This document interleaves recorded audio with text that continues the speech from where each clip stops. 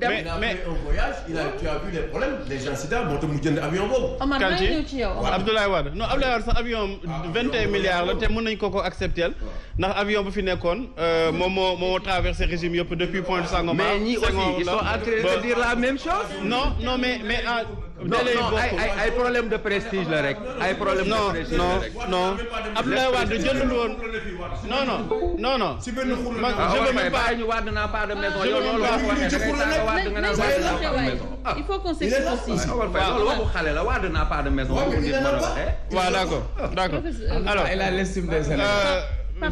21 milliards la jëndoon avion boobu te nekkul avion bu il a augmenté ton salaire. Il a augmenté le salaire des enseignants. Faut pas l'oublier. Alors yow dimbali enseignant yow xamul leen dara salaire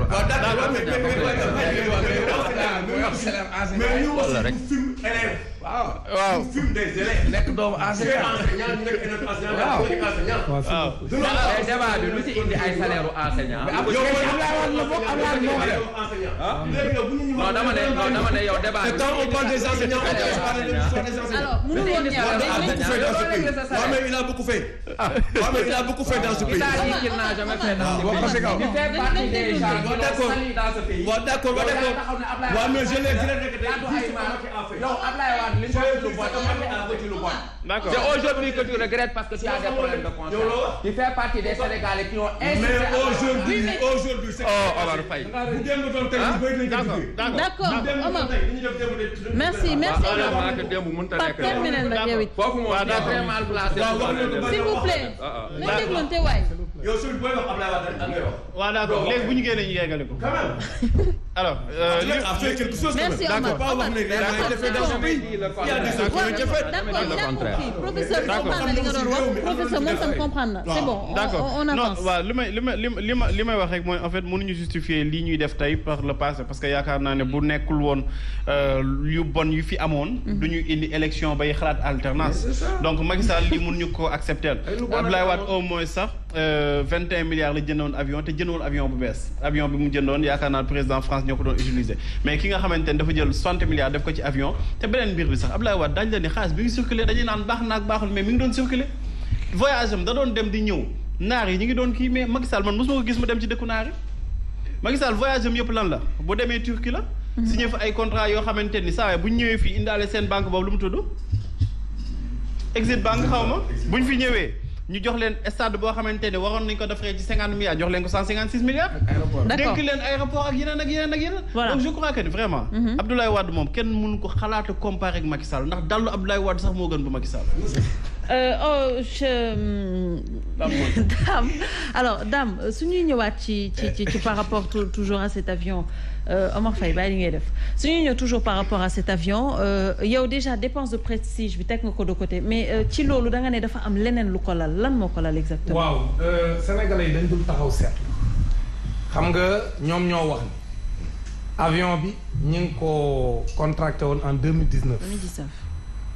di ko fay par tranche.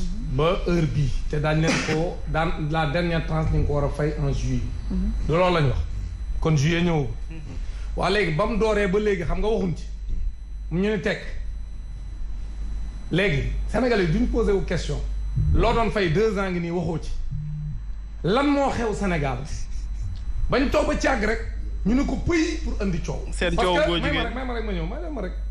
c'est important dama bëgg ñi ni seetaan suivre li may wax maanaam lan moo xew Sénégal ba état bi coowal avion bi il faut nit ñi xam ni ñoom ñoo ko créé maanaam du daa am ko dem wuti ko indi Omar Gueye le 24 moo defar communiqué yónnee ko presse bi yëgal leen ko pour indi coow. diversion. non may ma rek. diversion la. léegi le 23 lu xewoon Sénégal rassemblement bu ca place de l'Obélisque ñuy xeex la ngóor jigéen. mu am ci position bu déranger ñëpp comme 2 jours avant lu fa xewoon rassemblement encore sur la crise israélo-palestinienne un peu avant lu xew mooy la veille toujours mooy nit ñi dajaloo def une journée de prière à Bignona muy ay événements yu bëri yoo xam ne état bi dafa gis mu dajaloo mais surtout bi nga xam si moom moo am le dimanche 23 ponkalu mobilisation à travers nag tout le pays département yëpp mobilisé wu gis ngeen ko ci télévision yi ak réseaux sociaux yi waaw léegi immédiatement le lendemain le lundi qui est férié jour férié nga xam ministre Omar Gueye waroon na ko fekk këram ñu ne ko gaawal defar communiqué wax ne jënd nañ avion liggéeyul de man xaw ma nu mu ko signé parce que le lundi était férié le 23 lañ def rassemblement bi ànd sàmm jikko yi le lundi était férié ñoom liggéeyul mais Omar Gueye fu mu jaar ba signé ko le 24 te liggéeyul donc problème état ban intérêt la ci am ne ko gaawal le 24 même boo dul liggéey yow Omar Gueye porte-parole du gouvernement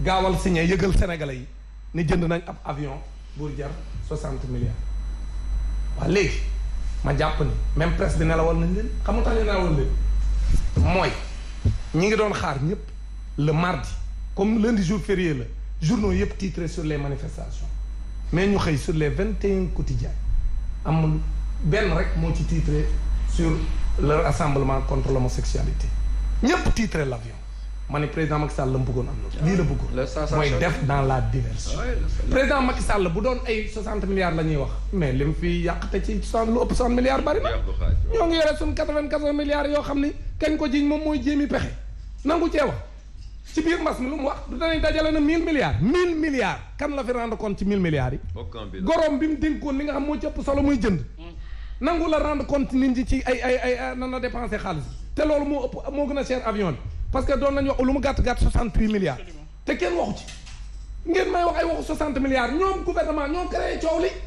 ñoom ñoo génne communiqué pour sénégalais yi di leen ngawte parce que coow war nañoo jënd avion war ñu koo jënd moo tax na ci ñoom Sénégal daa dugal ngóor jigéen ci réew loolu mooy dëgg loolu moo tax man néew ma damay rafetlu li ñu def de mais il faut sénégalais xam ne président Macky Sall lépp lu muy def ci ay intérêt la koy def parce que coowul avion bi moo tane parce que jënd na ko waru ko jënd li mu ko jëlee cher na seerul kooku ci réew yëpp dafay am donc parce que moom mi ngi yàqte suñu xaalis ci lu ëpp loolu réew boo faloo da ngay jàppe sa bopp buur moom sax tudde na boppam mais sa tend joor fii ñëpp ñu ko dégg jàppe nit ñi ay dof parce que président Macky Sall xam nga lan ci lal nguuram mooy ñun ak ñi ànd ak ñun nañ dund dans l'opulence di gutandaat yéen askan wi dee leen ci ndóol loolu moom la lal politique am parce que boo xoolee nan la xel mën a nangoo réew moo xam ni sànq maa ngi joxe benn exemple ay pàcc yu ndaw mën a koo régler 90 travailleurs bénévoles de l'hydraulique ñu taxaw ne dañ leen a war recruter mënu ko santé bi nga xam dëkk yu bari actuellement amuñu gynécologue wala bu nekkee gynécologue bañ recruter ñi ngi ko mettre dans la précarité mënuñu ko jox statut bu leer parce que ay programme yoo xam ne ay japonais yooyu ñoo ñëw dimbali mënoo leen a jox statut bu leer nga leen di exploiter dans les hôpitaux dans les structures de santé nga jël jàngalekat yoo xam actuellement ñi ngi xaar seeni rappel mënoo leen koo fay te nga amel leen ko muy bor boo xam ne ay ñi ngi toog fukki at juróom-ñetti at fayoo leen seen xaalis ñuy toog di xaar seen rappel boo ko jël nga koy sàcc di ko xëy doog ñoom ñu leen doon jox ay DMC mu leen di dimbali ñoom ay kër muy juróom millions yoo xam Abdoulaye Wade moo ko fi andi parce que 2 millions la PS defoon Abdoulaye Wade bi muy ñëwee ni 2 millions mënta dimbali kenn moom kër dama koy def lu mu gàtt-gàtt Abdoulaye Wade 10 millions la bëggoon def ci ñi fekk woon waxtaan ñoom ñu ne ko ñoom ministère des finances ne ko non loolu day bëri mun leen en tout cas dañ ko war a yokk parce que 2 millions dafa tuuti ñoom technicien ministère des finances proposé ko 5 millions mais au moins mi ngi ko doon fay moom bu 2012 président Macky Sall 2012 bi mu ñëwee ba léegi tuuti la fay daal di koy arrêté daal di amatu ko tey nee na l' état n' est pas une banque alors que jàngalekat yu bëri ñu ngi yore seen convention comme ni nga ko waxee nit boo ko diggee ba mu yore convention de prêt mu jàpp ne lay xaalis dugg day dem mu ko neexee mu dem ci commerçant bu mu wóolu ne ko sama convention ngi nii léegi jox ma ma tabax jox ma matériaux yi soreetuma léegi bu ko defee aujourd'hui jàngalekat yu bari ñu ngi ci jafe-jafe président Macky Sall nee na yoonam nekku ci nee na moom dootu ko joxe alors que ñooñu ñu ngi seen convention de prêt mooy lan loo xam boo ko daan jot ci jamonoy Abdoulaye Wade doo toog biir bu gàtt te joxuñu la sa xaalis beneen bi mooy aujourd'hui il faut ñu xam ne ñun sunu réew mii li fi xew mënatul a continuer non loolu il faut président Macky Sall xam ko à travers li muy def nii nag ñun dañoo gis ni état Sénégal li muy def ñàkk a wekk sénégalais yi nag dañoo war a feri nax dëgg la de yow yaa ngi koy wax sànq Pamatar gis nga sénégalais yi dañoo war a feri nax ñi nit da ngay gëm sa bopp mun ñu fee toog président bu ñëw jaar suñu kaw def lu ko neex surtout le président Macky Sall def bu subaa mu sëlëm ñu nekk ci leneen bu élection ñëwatee ñu falaat ko ñun yéenay ñaxtu yëpp benn muy sunu askan wii nu bëgg a yàq bëgg fee dugal yëfi caaxaan war nañoo mën a wax fexe ba bu tànn amatee ñu tànn koo xam ne dana jël engagement que dina taxaw xeex loolu te du ci xool ay intérêt ak ay lobby yoo xam ñoom ñoo nekk di ko pousser ci mu def ko beneen mooy dinañ tànn ñoo xam ne parce que Sénégal yàlla wàccoon na ak ñun mais fi mu toll nii si ñun la des ñu tànn ay njiit yu nu yërëm. njiit yu nu bëgg. njiit yu bëgg réew mi. d'accord ba alal ji fi nekk parce que ñu ngi naan état Sénégal dafa pauvre déedéet état Sénégal alal a ngi fi. dañ ko appauvrir. mais dañu appauvrir l'état Sénégal parce que bu dee réew moo xam si lépp luy sa alal ak xeeti meññeef ak ay ressources ñu ngi koy tëbb di ko jox ñoo xam ne dañ leen di jàppale seen économie. comme ni nga ko waxee sànq Macron woo leen di leen dugal ci politique boo xam ne moom moo ci am intérêt te di leen woo ñu naan da leen a woo pour dimbali. Cheikh Omar alors que da leen a woo. pour jaar seen kaw. wan leen ni man mën naa ñëw dox seen kaw jël samay entreprise dugal ko seen i réew. ngeen jox leen marché yi ñuy tibb alalu réew ma di leen gën a ndóolal di ko yóbbu réew. moom nag loolu muy def noonu moom président Macky Sall da koo def ci intérêt parce que dafa jàpp ne bu nootul Sénégalais yi ndóolal leen ba ku añ doo reer wala boo añee da nga cay tibb reer di gobar jaasi nga xam ñu ëpp ci ñun mënatuñoo am dara liggéey yëpp yàqu na bu guddee ñëpp ñu ngi jënd ay cere ak ay fonde di ko reere man jàpp naa ne réew mu mel noonu ñoom askan ñoo war a jàpp am fulla xam ni président bii amalut leen njariñ te nag gis nga bëñ buy metti fa laay daanele bëñ buy metti bu la sonalee da nga koy jëndi sànni. Très rapidement sur cette question. Docteur. Wow, sur cette question, j'ai un ami qui s'appelle Ahmed Sakho. Il habite dans la région de Tamba, département de Goudiri. Gox bu ñu naan Kowar moom moo nekk ci conseil communal de la jeunesse. ñoom seen dëkk c'est 13 000 âmes. seen commune 27 villages. benn poste de santé la ñu am. xam nga la mooy seen problème fi mu doon nii ambulance. c'est-à-dire ku feebar foofu. ban yoon lañ la war a jëlee pour yóbbu la waa dëkk bi léegi ñoom ñoo dajale di lancer di cotiser lu nit am na yónnee pour ñu am ambulance moment boobu le président jënd avion c'est-à-dire dinaa emprunter professeur Sanusi ambulance médicalisée.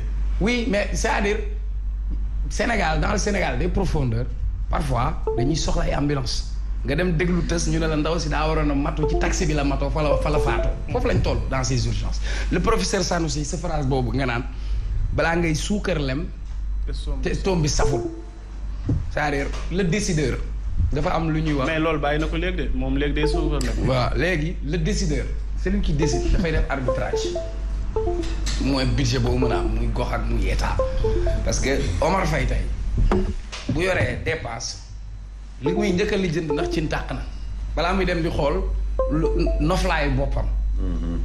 parce que man sama problème mooy régime yi fi jaar yëpp. Senghor am na avion Abdou Diouf am na avion Abdoulaye am na avion keneen na ñëw Macky na am avion man ça ne m'intéresse pas mais ci actuellement fi ñu toll nii ci situation bi ñu nekk ci ban contexte est-ce que le moment est opportun.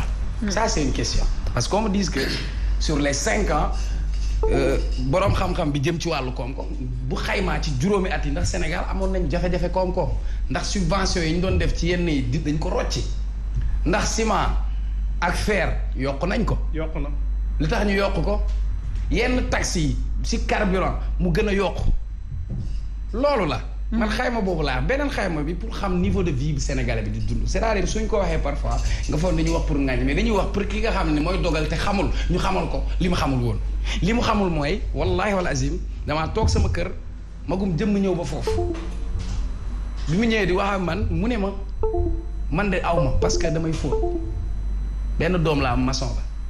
yenn saa yi mu jàppale ma soo amul chantier mu ne ma démb ñànkatang ak beurre laa defar pour mu am lu ma mën a lekk tey amul sama ci tàqee voilà la misère des Sénégalais voilà foofu le góom bi nekk maintenant quand tu es président suñu constitution suñu réew daf la jox ay daraja président du dugg Ndiaga Ndiaye président du auto stop avion président pour kaaraangeem pour sécurité est-ce que war na fanaan sax Mermoz loolu yëpp nous sommes d'accord mais président bi mu fi yoree oto 1 milliard oto bi lakk waroon nañ mën ay enquête est-ce que suñu institution suñu président war na dugg ci oto buy tàkk bi oto bi tàkkee la première chose bi ñu mujjee def dañu dem ñu jëndaat beneen Mercedes Maybach c'est-à-dire il y a 2 Sénégal su ma koy wax nag parfois ñu gisee ko neneen par ñaar lañuy jënd. voilà man ci cag-cag bi laa yéeg kii ci Ndiaga Ndiaye bi lay yéeg ñii ci Jakarta bi la ñuy yéeg parce que politique tey pouvoir tey privilège tey ascension sociale ba et c'est degré de responsabilité j'aime bien rappeler Seydina Omar parce que pour man njiit nattu la bu ñu la dénkee responsabilité da nga war a tiit nga war a xam ni yow da nga am une lourde responsabilité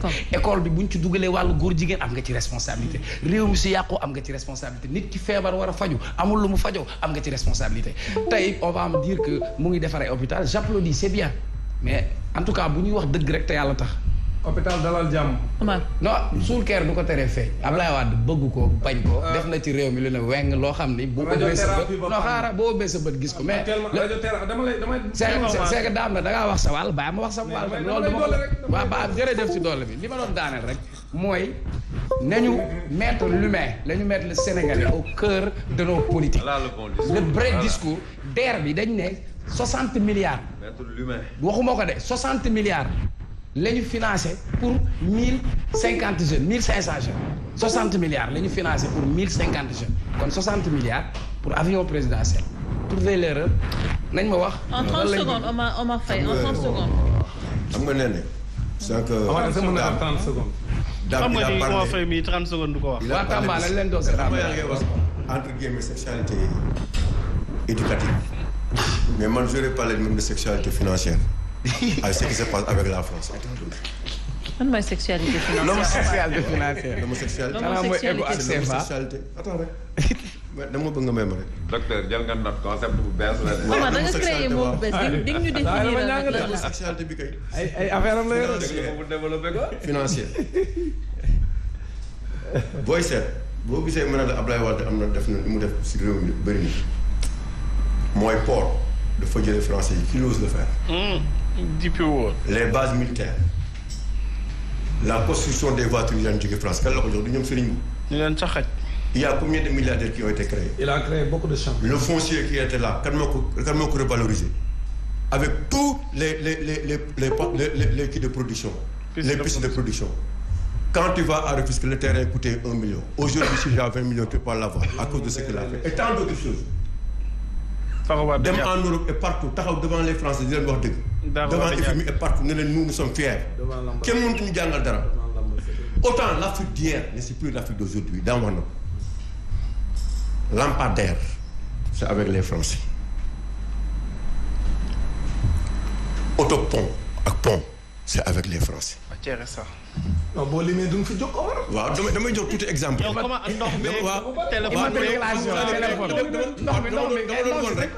waaw dama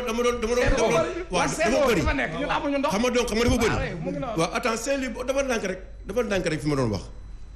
en 2019 bi ñuy jënd avion on était à 8200 milliards de dettes. 8200 milliards de dettes la ñu amoon bañ koy jënd Macky n'osait pas en pleine campagne électorale ne damay jënd avion ñu dugg 2020 ñu nekk ci résilience nekk situation bu difficile dëkk bi metti yëpp teg ci coono c'est-à-dire am na loo xamante ni même boo ko doon def waaw da nga koy rus a def jom d'autant plus que école privée yaa ngi nii on le droit 14 milliards xaw ma 16 milliards hôpital ça fait 3 mois Issa Sall mi nga xamante ni ministre conseil la barki démb xale yi génn dañu war a jox seen diplôme mu ne du ma leen jox seen diplôme parce que fayuñu ma plan Orsec bii ñu ko liggéeyoon ba léegi fayuñu leen cours du bii ñu fa nekkoon beneen liggéey leen et tant d'autres problèmes qui sont là dans ce pays man je pense que état dafay xam priorité ñu mën a xool priorité yi xam ne lii mooy priorité yi ñu def ko ñun nag dañu am ñu xamante ni ne malheureusement xamuñu luy priorité te loolu fi mu ñu jëmee si kanam dafay gën a metti. D'accord. dafay gën a metti donc maintenant lii nag nga xamante ni ne moo si am solo jën ñu yokku na. actuellement diwlin kii nu mu tudd. kilo yàpp mi ngi 4000. mi ngi 4000 francs. mi ngi 4000 francs te réew mën na Sénégal. y a 100 produits pharmaceutiques xoolal. téeméeri produits xoolal téeméeri tey suivre nga waa le syndicat du. waaw xaaral dafa laa jëm ni. syndicat du. maintenant même produit pharmaceutique yi. téeméeri produit yi nga xamante ni ne ñun nee na lekkatuñu naantuñu ñu ngi nekk ay ñun ñëpp ay yoo lañ. nga xam ne produit pharmaceutique yi moo ñu daan dimbal yi nga xamante ni ne mooy complément alimentaire yi. pour nga di ko utiliser léegi dañ ko taxé.